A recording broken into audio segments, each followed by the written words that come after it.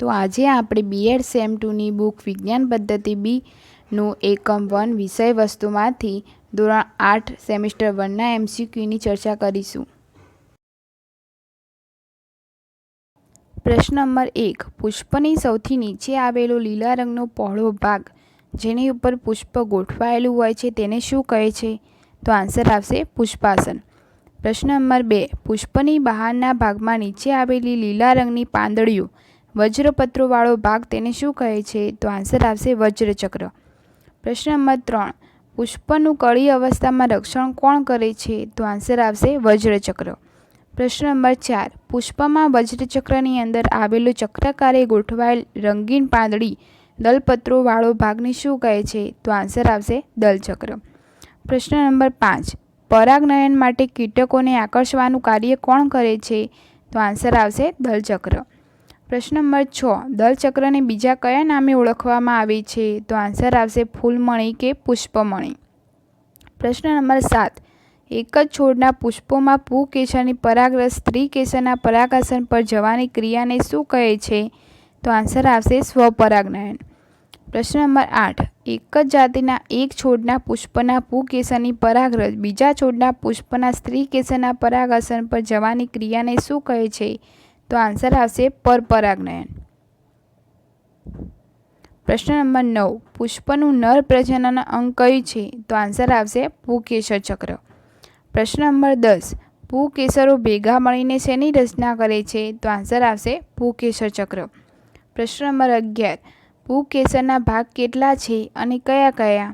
તો આન્સર આવશે 2 ભાગ, એક તંતુ અને 2 પરાગાશય. પ્રશ્ન નંબર 12. પરાગરસ શેમાં ઉત્પન્ન થાય છે? તો આન્સર આવશે પરાગાશયમાં. પ્રશ્ન નંબર 13. પુષ્પનું માદા પ્રજનન અંગ કયું છે? તો આન્સર આવશે સ્ત્રી કેસર ચક્ર. પ્રશ્ન નંબર 14. મોટે ભાગે એક પુષ્પમાં સ્ત્રી કેસરની સંખ્યા કેટલી હોય છે? તો આન્સર આવશે 1. પ્રશ્ન નંબર 15. સ્ત્રી કેસરના કેટલા ભાગ છે અને કયા કયા? તો આન્સર આવશે 3 ભાગ, એક પરાગાસન, 2 પરાગવાહિની અને 3 બીજાશય. પ્રશ્ન નંબર 16.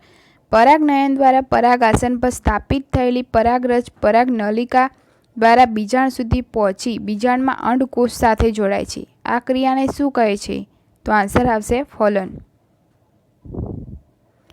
પ્રશ્ન નંબર 17. જે ફળમાં બીજાશયની દિવાલ માંસલ અને દળદાર બને છે તે ફળને કેવા ફળ તરીકે ઓળખવામાં આવે છે? તો આન્સર આવશે માંસલ ફળ. પ્રશ્ન નંબર 18. માંસલ ફળના ઉદાહરણ જણાવો. તો આન્સર આવશે કેરી, પપૈયું, લીંબુ, ટામેટા વગેરે. પ્રશ્ન નંબર 19. શુષ્ક ફળના ઉદાહરણ જણાવો. તો આન્સર આવશે વાલ, વટાણા, તુવેર, મગફળી વગેરે. પ્રશ્ન નંબર 20. જે ફળ પાકા થતાં બીજાશયની દિવાલ શુષ્ક એટલે કે સૂકી બને છે તે ફળને કેવા ફળ તરીકે ઓળખવામાં આવે છે? તો આન્સર આવશે શુષ્ક ફળ. પ્રશ્ન નંબર 21.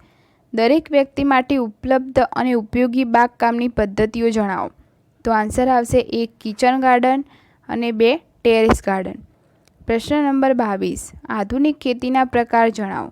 તો આન્સર આવશે 2 પ્રકાર, 1 બાગાયતી ખેતી અને 2 હાઇડ્રોપોનિક્સ ખેતી.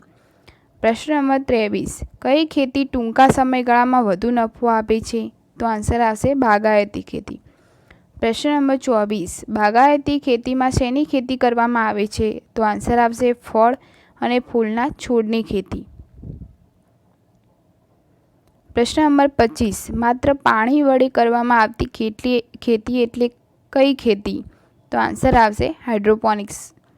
પ્રશ્ન નંબર 26. હાઇડ્રોપોનિક્સ ખેતી કેટલા પ્રકારે અને કયા કયા પ્રકારે કરી શકાય?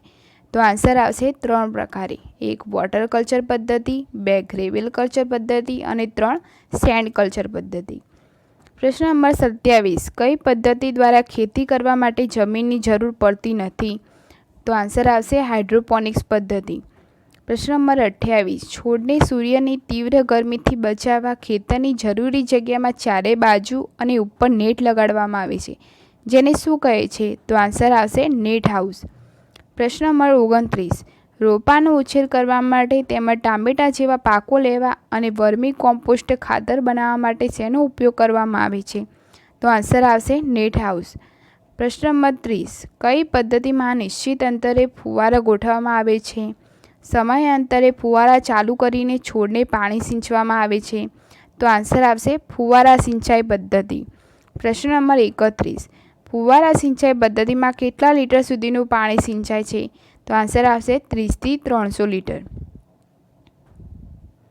પ્રશ્ન નંબર 32. કઈ પદ્ધતિ દ્વારા નિર્ધારિત સમય માટે પાણીના સિંચનનું કાર્ય થાય છે?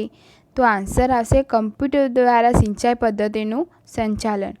પ્રશ્ન નંબર 33. પ્રકાશનું ત્રાંસુ કિરણ એક પારદર્શક માધ્યમમાંથી બીજા પારદર્શક માધ્યમમાં દાખલ થાય છે.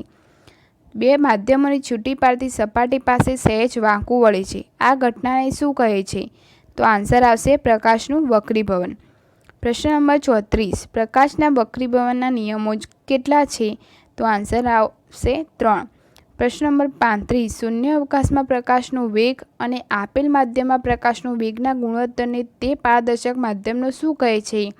તો આન્સર આવશે નિરપેક્ષ વક્રીભવનાંક. પ્રશ્ન નંબર 36. નિરપેક્ષ વક્રીભવનાંકની સંજ્ઞા શું છે?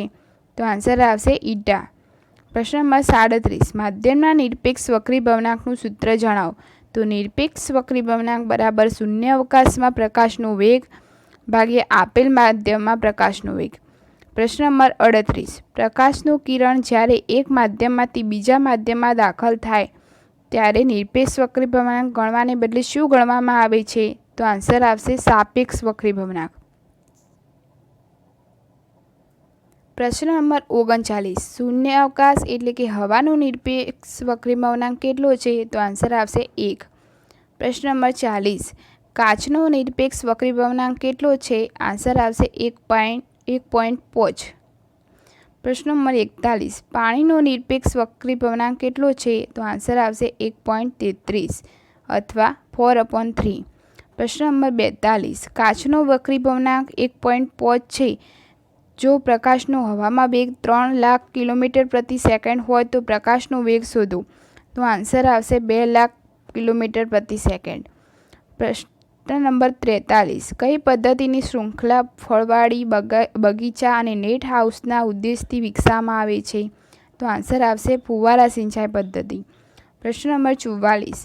આપાત કિરણ, વક્રીભૂત કિરણ અને આપાત બિંદુએ સપાટી પર દોરેલ લંબ ત્રણેય ક્યાં આવેલા હોય છે? તો આન્સર આવશે એક જ સમતલમાં. પ્રશ્ન નંબર 45. પ્રકાશના વક્રીભવનનું માપ શેના દ્વારા જાણી શકાય છે? તો આન્સર આવશે વક્રીભવનાંક.